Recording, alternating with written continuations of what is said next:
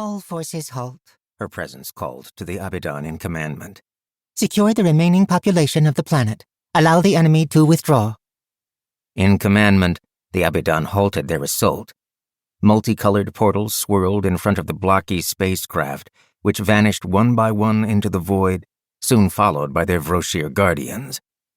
Only a handful of millions were left on the planet, but at least it was whole.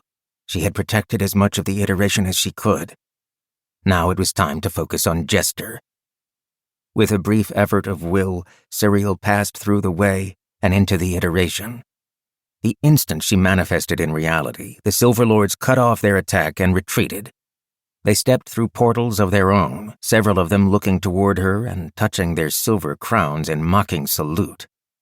They knew better than to fight a judge directly, but that meant only that they were cautious, not afraid. She couldn't hunt them down, and they knew it. If she chased them too far, eventually they'd overwhelm her with numbers. A saying passed down among judges: there are always more Silver Lords. She felt that external surge of relief and elation crash over her again as the Abidan in the world celebrated her arrival. Cyril only wished she felt the same. From their perspective, she had just won 2 great victories, but she knew better. In her head, a distress call from a far-off world went silent. There was no longer anyone left to cry out. She hadn't won anything. She had only delayed defeat. Chapter 1. Mercy sat at her brother's bedside, carefully peeling a fruit. She offered him a slice with trembling fingers. Pride, she said softly. Would you like this? Only if you feel up to it, okay? Don't strain yourself. Pride snatched the rest of the fruit from her hand, leaving her holding only the slice. He bit into its flesh with an audible crunch. He was trying to prove how strong he was, and that effort touched her.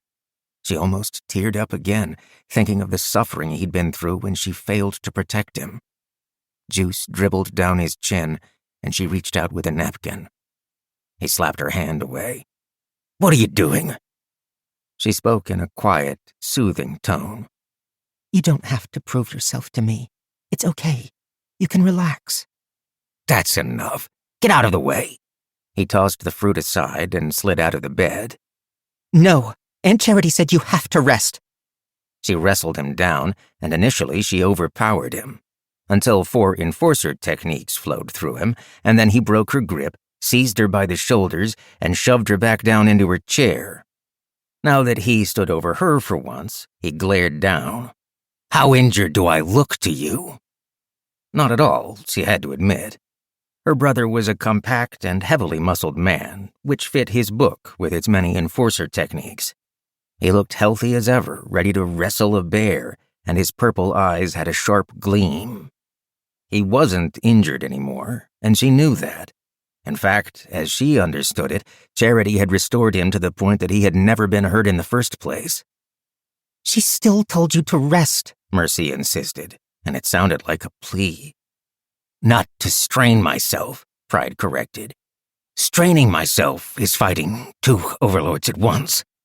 His voice caught on that sentence, darker emotion bleeding through, but he continued as though he didn't notice. I don't need someone spoon-feeding me. Mercy hung her head. She knew all that. She just didn't know what else she could do for him. Charity had emphasized that, while his physical and spiritual wounds were gone, the mental and emotional consequences were difficult to determine. Coming from the Sage of the Silver Heart, that warning had sounded dire indeed. More than just a shadow on his heart, this experience could impact his willpower and slow his future advancement, and it was all Mercy's fault. She had apologized over and over until Pride had hit her on the head to stop her from talking. Now, she only wanted to help her little brother. She just didn't know how. Shakily, she offered him the one remaining wedge of fruit. He sighed before taking it. A shadow passing over the room was all the warning they had before Uncle Fury popped into existence between them, screaming loudly enough to hurt their ears. Mercy was on her feet, readying Sue with an arrow of mud. To keep listening to this audiobook, I've left you a link in the description so you can do it, at no cost thanks to Audible's 30-day free trial.